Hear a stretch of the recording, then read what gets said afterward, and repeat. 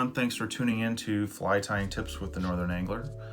Today we're going to talk about dubbing loops. Now this is the first of a series of videos where we'll be putting out that talk about what dubbing loops are, how to manipulate them, how to use them with different materials, and this is going to be a real basic video. The other two that will follow it will step up in difficulty and give you something to work on through the winter and improve your fly tying. So let's talk about first, what is a dubbing loop?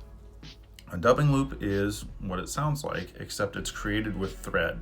So it's a loop of thread that drops below your hook shank here that you can actually put materials into and apply them to your hook separate from your thread and bobbin. Why would we want a dubbing loop? You know, you can put on dubbing very simply just by applying it to your thread.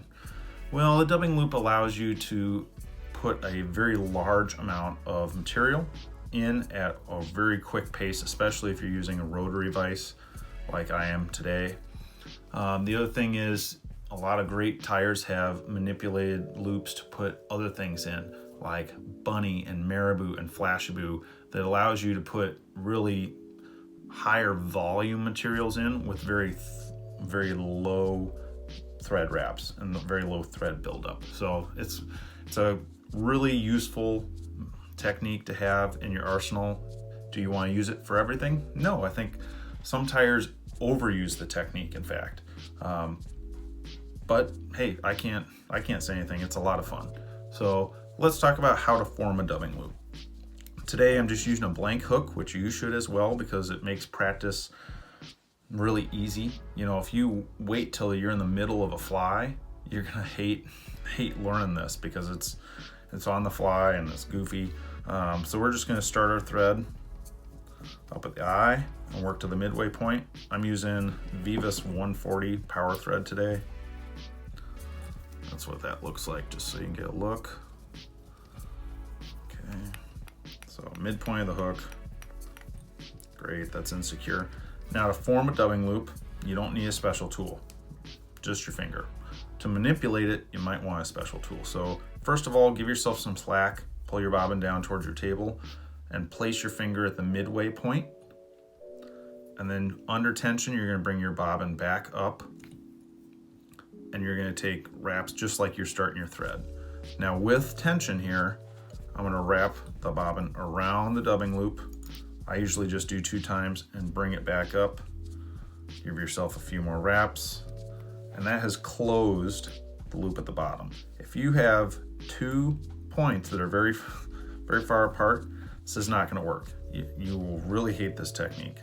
Okay, I'm gonna advance my thread up to the eye. I'm gonna let go of that. It's not gonna go anywhere.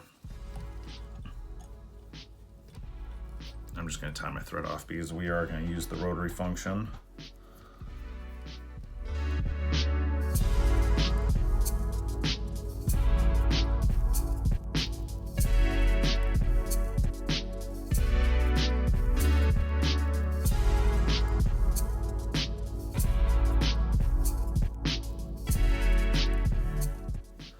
Now, I mentioned tool. This is the Stonefo Roto Dubbing tool. It's my favorite. There's some other really useful tools out there. Loon makes an excellent one. There's some real basic ones that are just look like a shepherd's hook as well, that work really well. If you want to be, just want to try this out, a paper clip on the end of a pen worked for me for a little bit. So if you're using a tool like this, you want to insert the hooks, bring it down. Now what's great about these flexible hooks is I can close the loop once I'm done inserting material.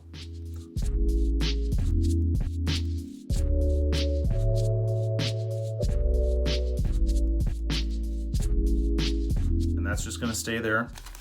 Today I'm just gonna use some ice dub and brown. Grab a pile of this. And I like to align the material as best I can. So instead of a wide glob, I get a fairly narrow glob. I'll hold on to one side of the thread and fold this material in. Now once it's in here, the weight of this tool is going to keep the loop fairly closed, which is really helpful, because I want to spread this material out so it runs the entire length of the loop. Okay, we got most of it in there. Time to spin.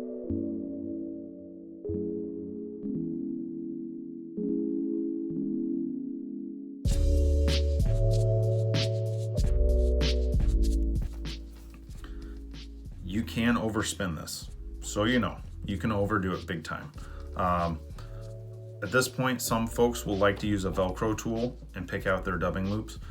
With the ice dub, we're going to get into this a little bit more in the second video.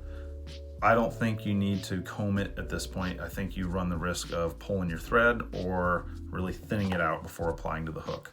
So from here, you got to keep tension, and I'm just going to use the rotary function to start wrapping this up. Now imagine this is the body of a stonefly or a streamer if you're using a different flash maybe.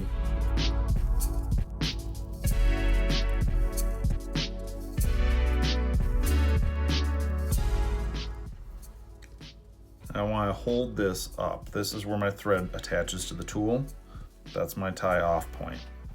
Because I ran the material through the entire loop, I'm gonna have to tie off on a little bit of material. So you're going to need some thread tension. There's 3 there and 3 in front. Reach in with your scissors. I'm gonna tie that off really well.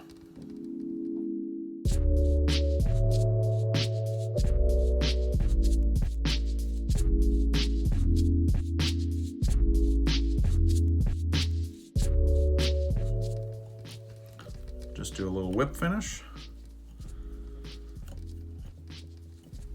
Trim your thread. And now I'm going to come in with my Velcro tool.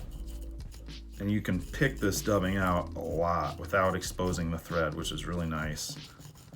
And build kind of a high volume body. Whether you're making nymphs, whether making, big dry flies or streamers, this is the basis of a dubbing loop. See, not tons of buildup. I didn't have to twist dubbing onto the thread for 10 minutes straight for one fly. It's pretty convenient. So that's the basic dubbing loop. Check out our upcoming video, Dubbing Loops 102, where I'll cover some of the different types of dubbing you can use and how it behaves in a dubbing loop and how to apply it. I hope this helped. If you have not subscribed, please do so. There's a link in the upper corner. And happy tying. Thanks for tuning in.